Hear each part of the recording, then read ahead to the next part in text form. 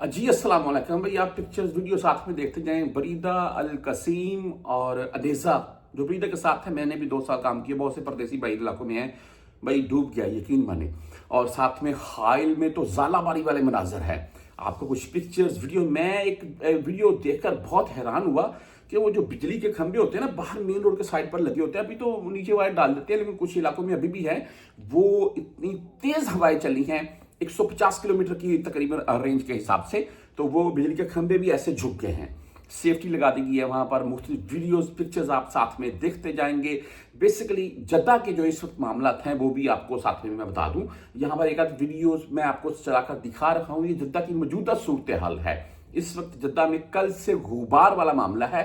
धूल मिट्टी गुबार उड़ा हुआ है और हवाओं में शिद्दत आ चुकी है, जिसकी बिना के ऊपर लोगों ने घरों के बाहर जो गाड़ी पार्क के लिए वो लगाई होती है सेफ्टी, वो भी, वो कपड़े वगैरह जो ऊपर शील्ड लगी होती है, वो भी बहुत से बंदों के नीचे गिर रही है या उड़ रही है।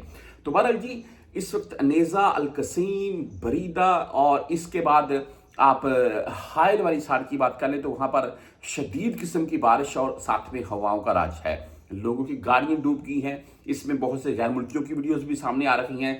बेसिकली इस वक्त सऊदी मरूर या आप ले लें शुरतों की तरफ से ये अनाउंसमेंट सामने आ रही है, वो ये है कि कोई भी बंदा, चाहे वो सऊदी है चाहे कोई गैर मुल्की है, गैर जरूरी अपने घर से बाहर मत निकले।